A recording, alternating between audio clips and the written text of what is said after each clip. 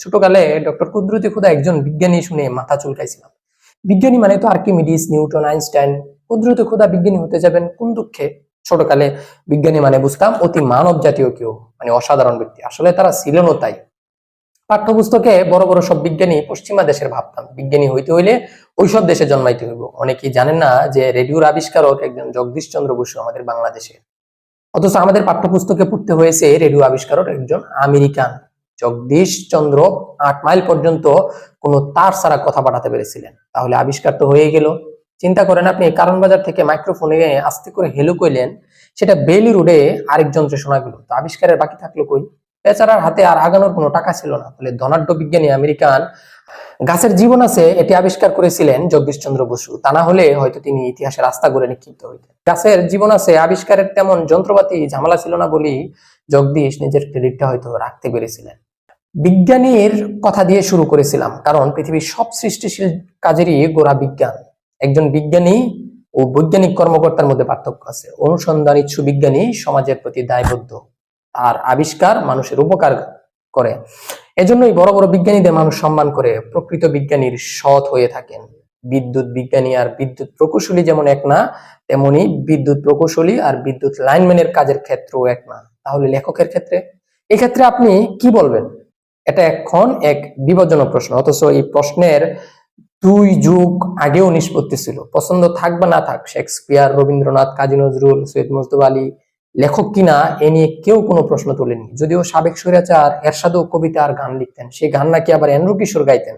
শোনা যায় এগুলো নাকি অন্যেরা লিখে দিতেন। এদিকে আবার বিজ্ঞানী আলবার্ট আইনস্টাইন অবসরে ভায়োলিন বাজাতেন, চমৎকার বাজাতেন।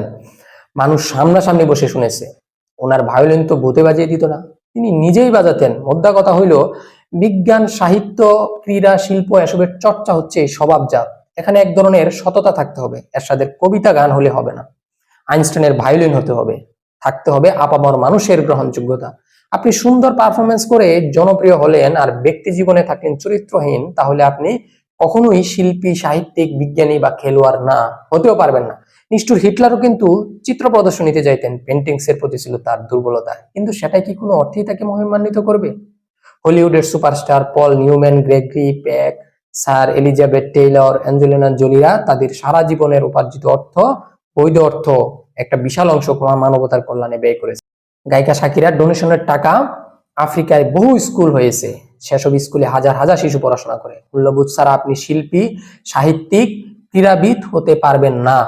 আমরা কখনো শুনিনি মুষ্টিযুদ্ধের রাজা মোহাম্মদ আলী কোনো স্বৈরাচারের দোষর ছিলেন বা দেশের টাকা বিদেশে পাচার করেছেন। বরং উল্টোটা হয়েছে। ভিয়েতনাম যুদ্ধে যেতে চাননি বলে তাকে কারাবরণ করতে হয়েছিল।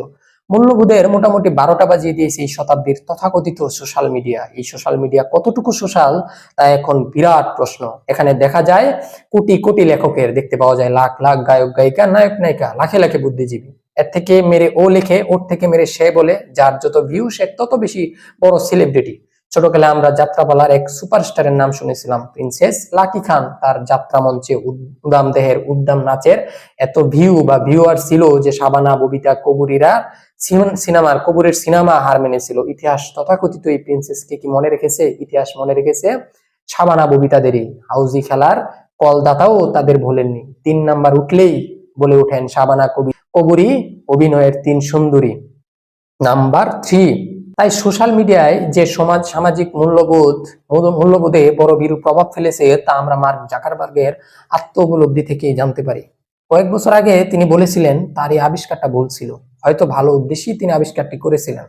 ডিনামাইটও ভালোর জন্য আবিষ্কার করা হয়েছিল। অনেকেই হয়তো জানেন বা জানেন না, নোবেল প্রাইজের জনক আলফ্রেড নোবেল এই ডিনামাইটেরই আবিষ্কারক। মূল্যবোধ ছাড়া যদি খেলোয়াড় হওয়া যাইতো, তবে প্রত্যেক অলিম্পিকে জিমন্যাস্টিক্সের স্বর্ণপদকটা জিতে নিত সুন্দরবনের বা অ্যামাজন জঙ্গলের বানররা। কিন্তু মুশকিল হলো, স্বর্ণপদক জিততে হলে যে আপনাকে মানুষ হতে হবে, সেটা যে কোনো ক্ষেত্রেই হতে হবে সাধারণের চেয়ে অসাধারণ কেউ।